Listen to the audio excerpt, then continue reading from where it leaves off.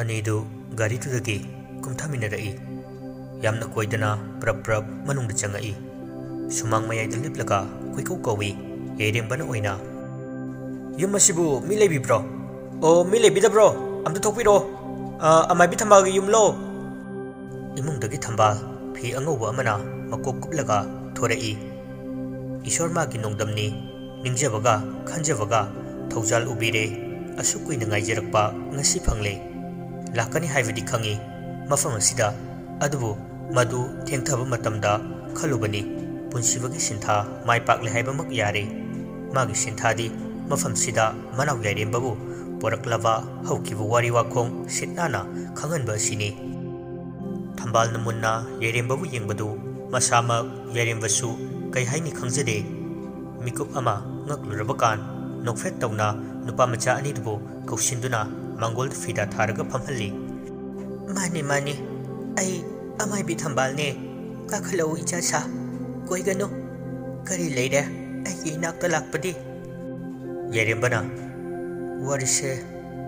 फमेलदु थारिबा कौना फक मचादुदा थंबाल चंगसिलगा फमी थंबालना इनेगा करी तानसिगे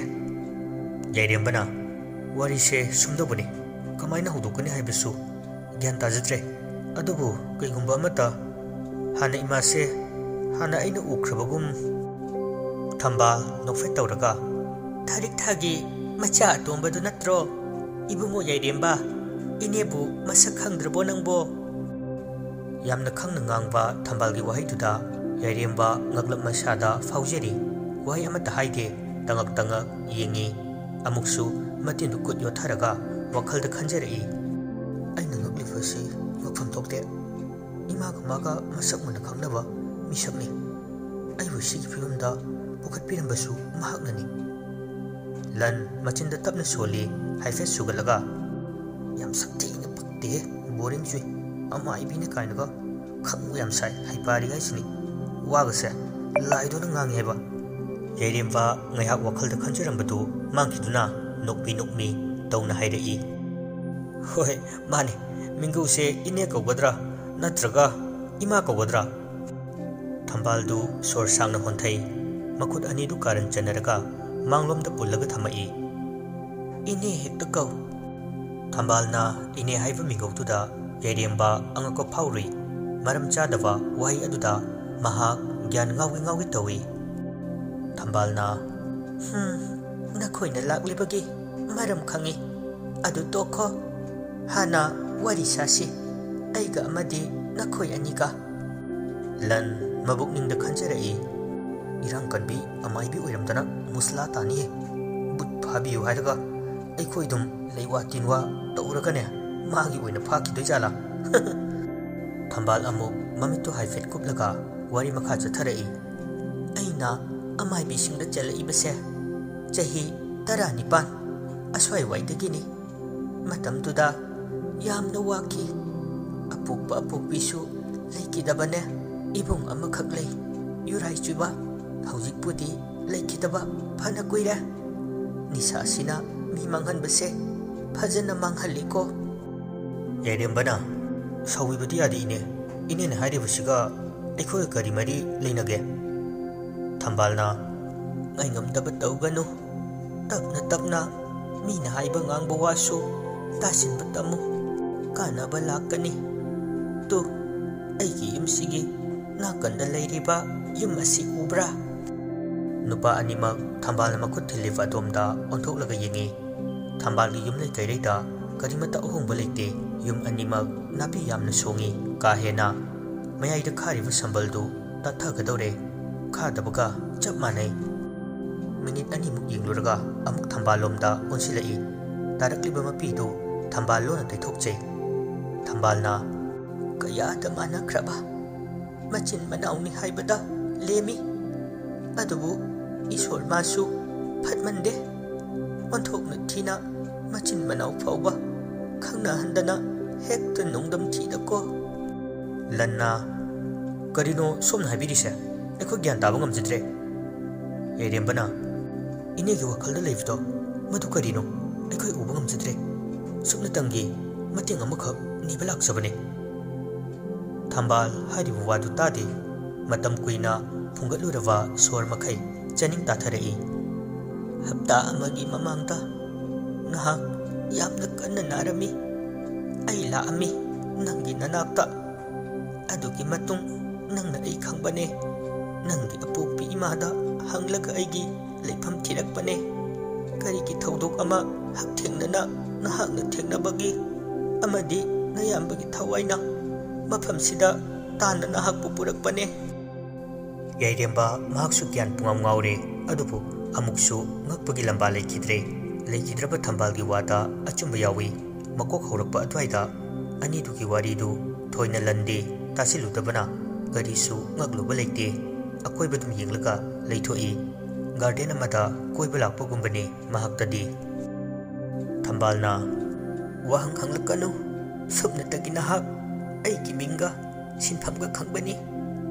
nanga aiga amadi nangna hojik yingliba yum aduga leineriba mari naha karimta khangde taw munna ngasidi wari pumna maklige aina nang masak munna khangliba asisu adubu masigi maraksida aingonda thajaba amadi thammu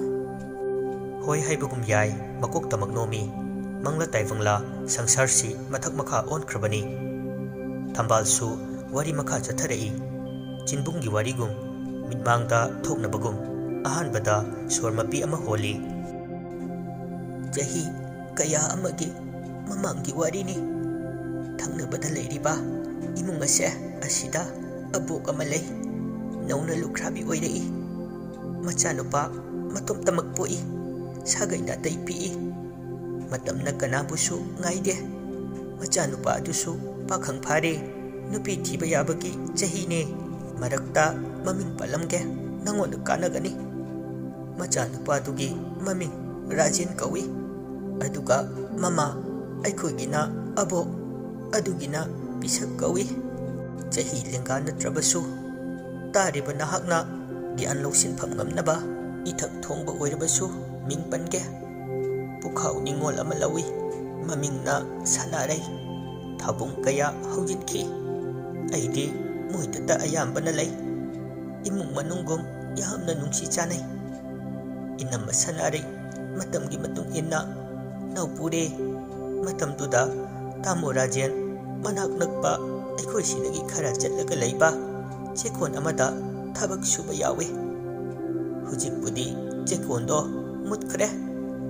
haibadi mapunasu thawoi bidre lamdu aremba tamanghallaga thambani khara leibaga inama sanare machanupa ngakta phaibok anima phangjaki laibak thibadi inama macha adubu uba phangjida aikoi mayambu thadoklaga chatkhre tamo Rajen machanupa phaibok ani duga ngauchanaki ayamba nadi angang ani du aiga abok kana senajarai abok to aigisu ima gumbani haidana ima kobusu yawi nongmadi ikhang khang hudana chekon adugi mapu haibadi tamo Rajen thabak suriba adugi makhoigisu mamitta macha udana yamna wana leijarakpani tamo Rajen ga thengnaruraba male inambema tharik amadi taibungo sanjoini Redemba masarutu chungkiwa khangaude taribu warigi changdu pukning changna oina mayak sengna tarai machindasu sonjai aigi ima ipa mari amaga mari samnarakpa duda tasengna khaludaba wakhal mangludaba manglan pulap punsinakre thambal hoi haibagum mangaktu nomlaga mane mari liriba wari asigi mapung pharakpada samjinnarakani lansu lamtu yenglambani waridu hainaruraba male masu munna tasilai yairemba ngaingamdana hairei makhata biuine thambalna aikhoidadi kari mata haide kari wakaldagino macha animak naukon wagadra natraka karigi nongma phaibok angang anidudagi ama macha sakna yokchagena lakhi abuk pisakti yajakhidabani tamo rajena angangdo sinakre magi wakhalon matamduda uba ngamde atai kana nate angangdo waridu chaplepi khangningbanasu henkrabani yairemba mapi ira chena yengai thambal gimitagi pidu hanjinna sinthara'i wari pumnamakti mahakta loina leiramle waridu makha tawa ngamloidobugi maungta sor thingatna lei yairembadasu amuk jenglei khangningbanasu langtakna jeri masagi awabadu khangjilaga makha tarai mane angangdu nahakne namitudagi nangdi ming tholamki aduga puraga chatkre hek chetkibaga tamo rajen khangba ngamdana kapchakhi karamba mapa oibagi thamoinabu machabu migi maphamda sinaninkadoino chahi kaya hauki yairemba nahaki phaibok nayamba adugi maming punsiba kawi mahakisu ninghamdaba wari mayam ama lei to asi sigi wase ai liba ngamlaroi makha yairemba khangba ngamda mamai non thaduna kapai kappa yaba kaplure aduga khangai hairei adugi makha kamdauba aigi apokpa ipa ima amadi abok phaibok yambaduna makhoi de hujik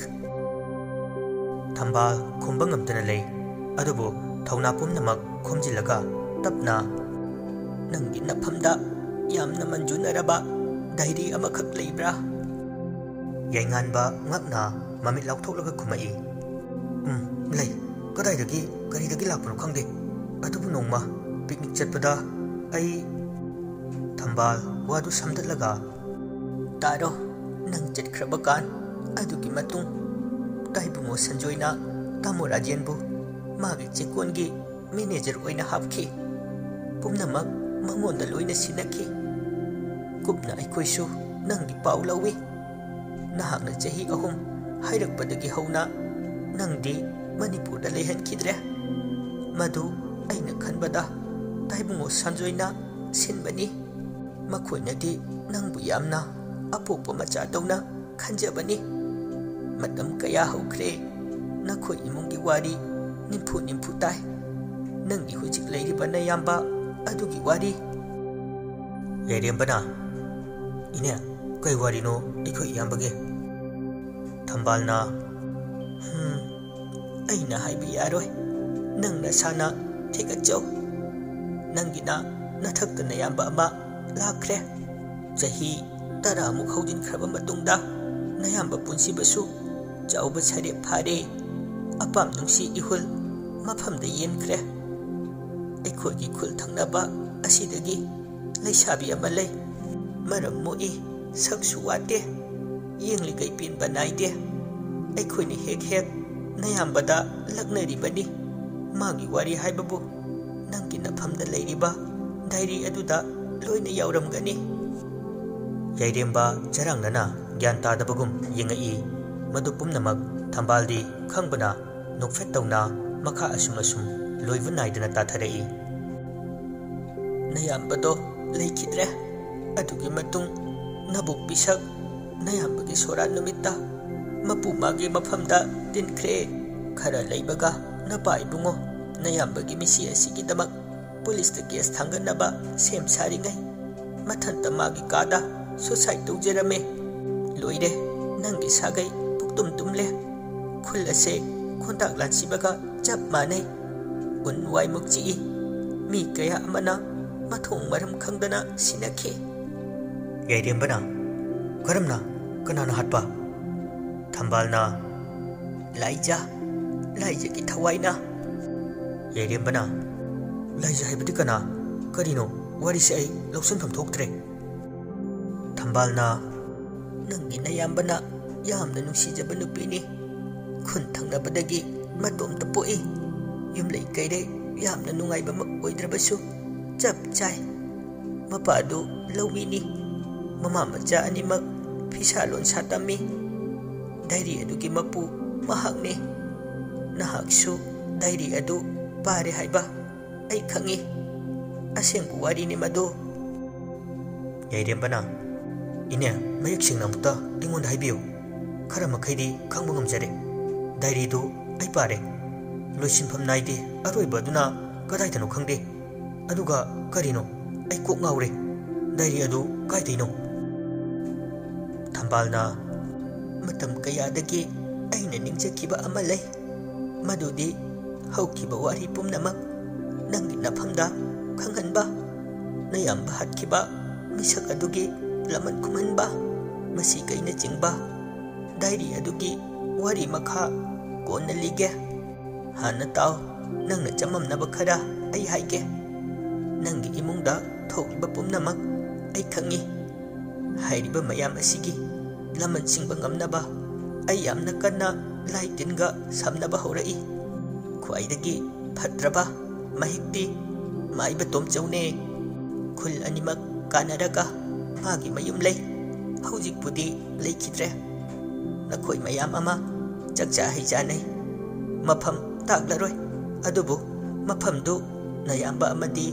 नतैमगी अरोइबा याहिब तानफम मफम अमने खरा चलगा खोंनांग खोंपाबी अमा लै नयाम्बगी मरुप यामना लुना तिनजबा थानिल कौबा अमा लैबनी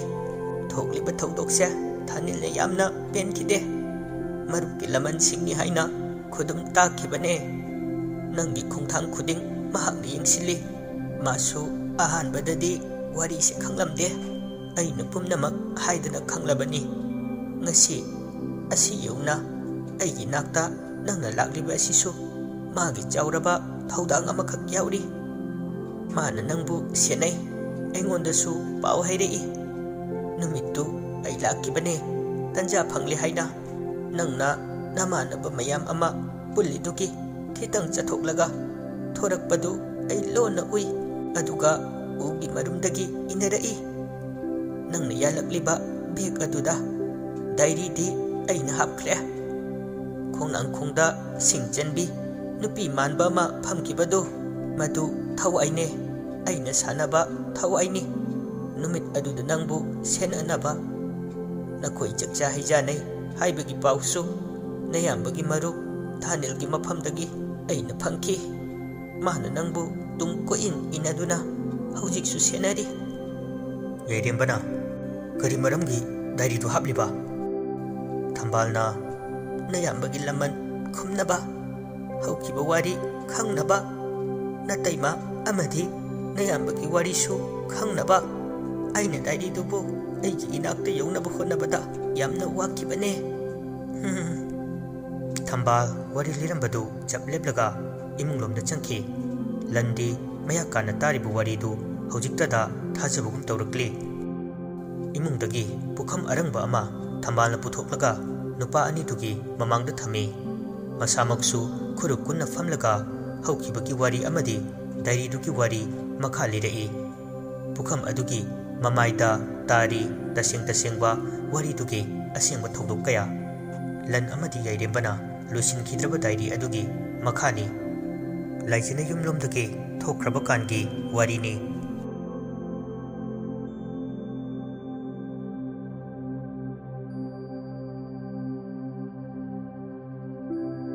लाइजा फी इनफीदुना मवाई ममित लोइना खुमजिंदुना युमलोमदगी थोरकली हाइनखिबगी मतुंग इन्ना पुंग अनि तागदोइफा अद्वाइदा पुंसिवा मखोय अनि हेक हेक उनफम मफमदुदा लाक्लम्मी लैकाय अदुदा ख्वाइदगी चंगजिनबा मफमनी लंपाक लै यामना का हेना चाउना लंपाकतुगी थंगनबदा पुखरी अचौबा अमा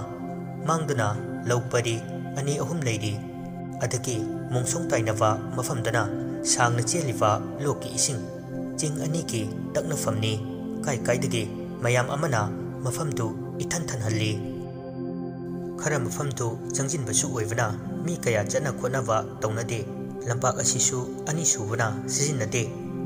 हाइगतखिबा मफमदु चिंगनी मतमसिददी उवा कयाना मना पुंगना इसुंग सुंगना लेरी चिंगदुगी मतोंदु पुरा तंपाक ओइ यामना ngambsu ओइबनते मफम अदुदनी याइरेंबु होइना चकचा हिजानखिबा खरा चटलगना लेदी लाइओइरबु खोंनांखों masa marin fandokduna ama minit manga taruk laijasu punsibabu ngaijabani waraklaba male marum amada changsilaga git phami mapukningda masa matanda maron lonje nungsiba mana heli haiduna laisa laisana mahakna haiba inthoknure chenabigi wang malalude matamduda samas mabu kidraga hojina karigi isa pumba akibna langoiriba aibu pukpa ima ipadi masana tawribasya khangloi khanglagasu hingningba pokloi phatti khanglaba lambisya karamna amuk chungthoklugani nupigi khongthangdi aduki madik yamna lui khongpham ama soibada norke komne laija fana kuina ngaive yaba ngairi lakataba mahakna laktrabada milu pirang ihona ahangbu malangda pairiba chekla singbu yengjeri